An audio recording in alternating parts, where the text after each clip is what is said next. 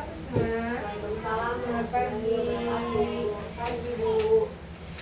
Ini Ibu benar ya masuk di kelas 10A? Iya benar Bu. Ya.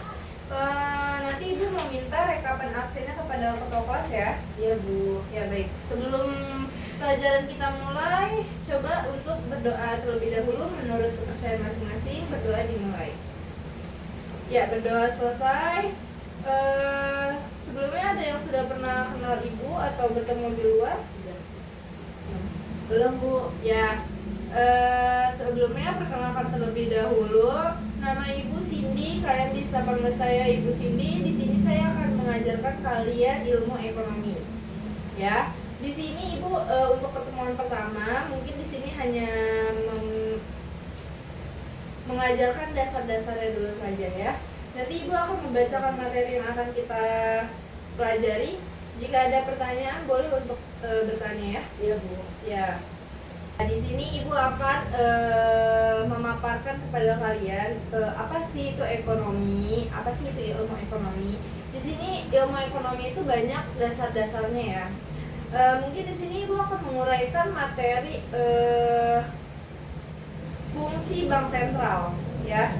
Fungsi bank sentral di sini. Bank Sentral Indonesia adalah bank sentral sebagai salah satu sumber belajar dalam rangka melaksanakan program edukasi masyarakat mengenai bidang keuangan ya.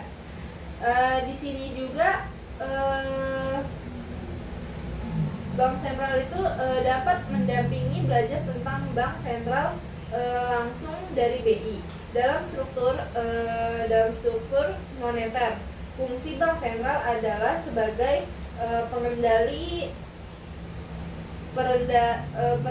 peradaan uang atau fungsi tersebut diantaranya lainnya itu yaitu bank sirkulasi. Ya, di sini ada yang udah pernah tahu bank sirkulasi itu apa? Belum Bu. Ya, di sini Ibu jelaskan bank sentral itu adalah pemegang hak tunggal atau hak oktroasi dalam pengedaraan uang kertas dan uang logam sebagai alat pembayaran yang sah ya. Lalu ada bankers bank sentral itu adalah bankers dari bank-bank. Dalam hal ini bank sentral berkedudukan sebagai salah satu sumber dana bagi bank lain. Ya, berikutnya itu ada leader of last resort. Bank sentral adalah pemberian pinjaman pada tingkat terakhir. Artinya bank sentral memberikan pinjaman kepada bank dalam bentuk fasilitas kredit atau likuiditas darurat ya. Lalu di sini Ibu akan menjelaskan nih visi misi strategi dari Bank Indonesia tuh apa sih? Nah, di sini visi Bank Indonesia itu menjadi bank sentral digital terdepan yang berkontribusi nyata terhadap perekonomian nasional masyarakat Indonesia nih, antara negara emerging markets untuk Indonesia maju. Lalu di sini ada misi Bank Indonesia. Yang pertama yaitu mencapai dan memelihara kestabilan nilai rupiah melalui aktivitas kebijakan moneter dan bauran kebijakan Bank Indonesia. Yang kedua, turut menjaga stabilitas sistem keuangan melalui aktivitas kebijakan makroprudensial Bank Indonesia dan sinergi dengan kebijakan makroprudensial otoritas jasa keuangan ya. Sampai sini ada yang paham bagian ekonomi keuangan? Paham Bu. Paham. Ada yang mau ditanyakan tidak sebelum kita melanjutkan materi ini? Mau Bu, mau tanya. Ya, Ibu, boleh. mengapa perbankan merupakan salah satu lembaga keuangan yang berperan penting dalam perekonomian Indonesia? Ya, bagus Farah. Di sini Ibu akan menjawab pertanyaan kamu. Kenapa sih bank lembaga keuangan bank lembaga keuangan ini berperan penting dalam perekonomian Indonesia?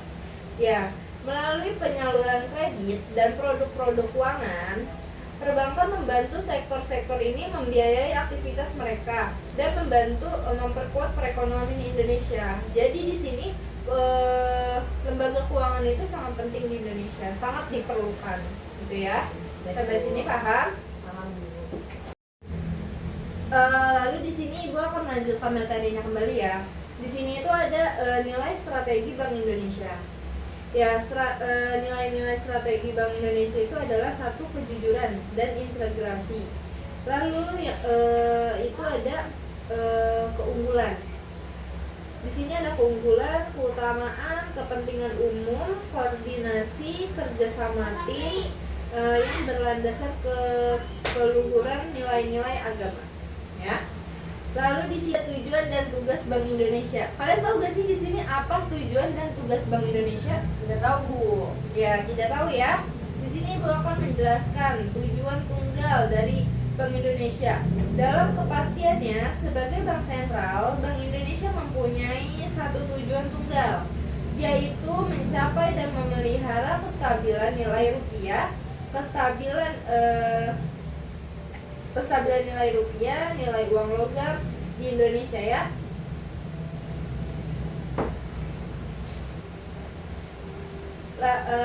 Yaitu kestabilan nilai mata uang terhadap barang dan jasa serta kestabilan terhadap mata uang negara lain ya.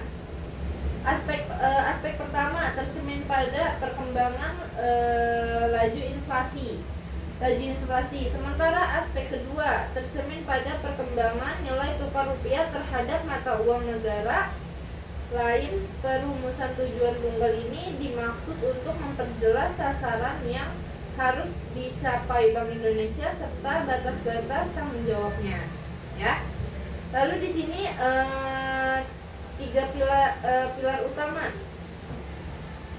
Untuk mencapai tujuan tersebut, Bank Indonesia didukung oleh tiga pilar yang merupakan tiga bidang tugasnya. Ketiga bidang tugas tersebut perlu diintegrasi agar tujuan mencapai dan memelihara kestabilan nilai rupiah terhadap negara secara efektif dan efisien.